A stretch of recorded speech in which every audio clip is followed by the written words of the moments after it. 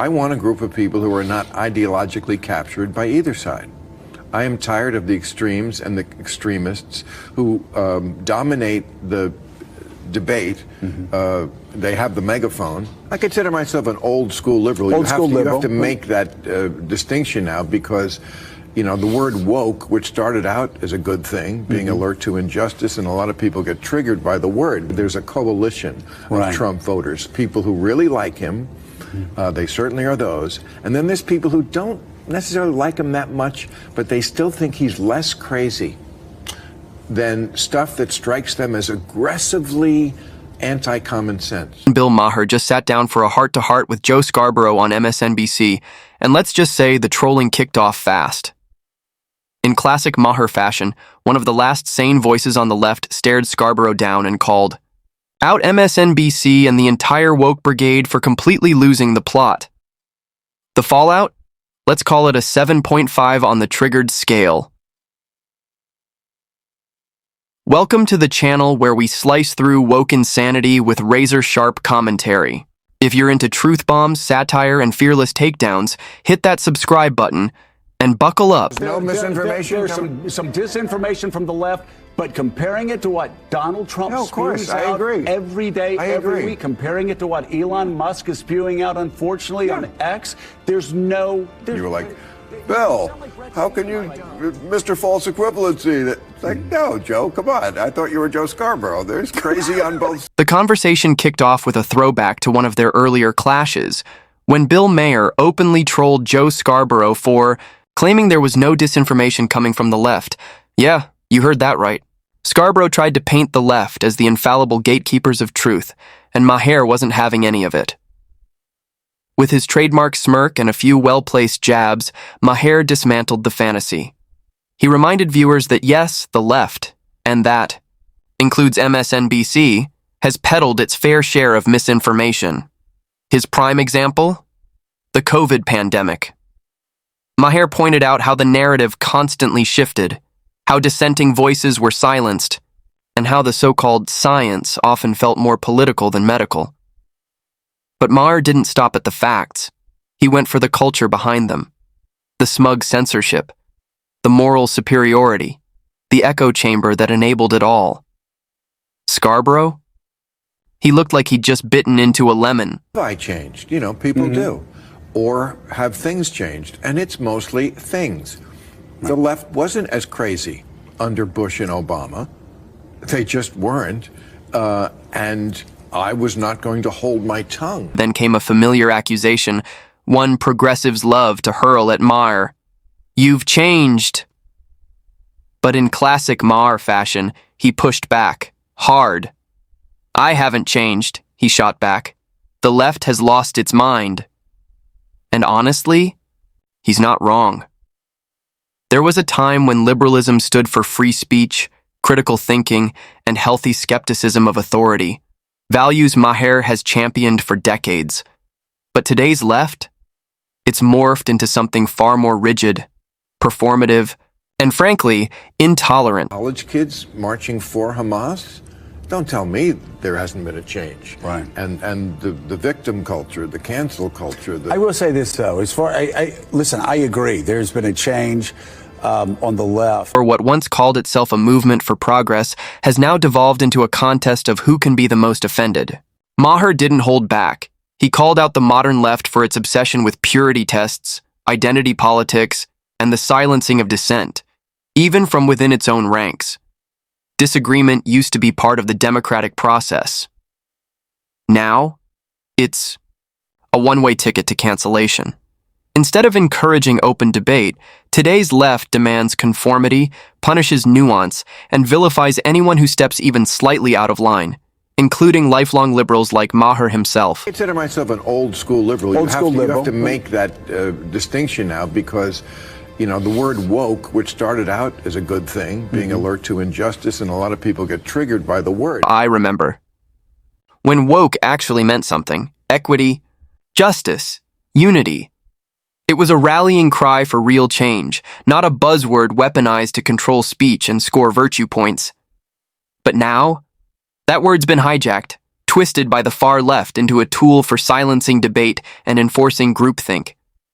And that's exactly what Bill Maher is pushing back against. He's not anti-justice, he's anti-ideological tyranny. Because when woke becomes a parody of itself, the real issues, the ones that matter, get buried under noise and narcissism. Or for people have just used the word to ascribe a number of extreme things on the left. Maher's message hit like a siren. Liberalism didn't always eat its own, but somewhere along the way, the left stopped being liberal, and that's when things started to unravel. Outlets like MSNBC, they're not just covering news anymore, they're curating it to fit a rigid progressive script. Instead of fostering open debate or challenging groupthink, they amplify the loudest, most radical voices and frame them as the mainstream. Dissenting opinions, even from their own side, aren't debated. They're mocked, silenced, discarded. Thai. Mission isn't truth. It's obedience. And in the process, they've alienated millions of Americans who are sick of ideological lectures dressed up as journalism. That, Maher argues, is exactly why Democrats are losing elections.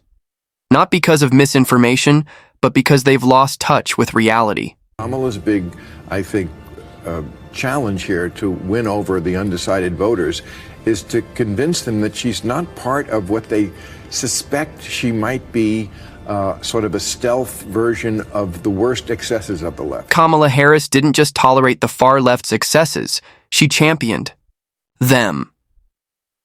Rather than positioning herself as a voice of balance or moderation, she leaned into the chaos, backing policies like allowing biological men to compete in women's sports and use women's bathrooms, moves that ignited outrage across the political spectrum.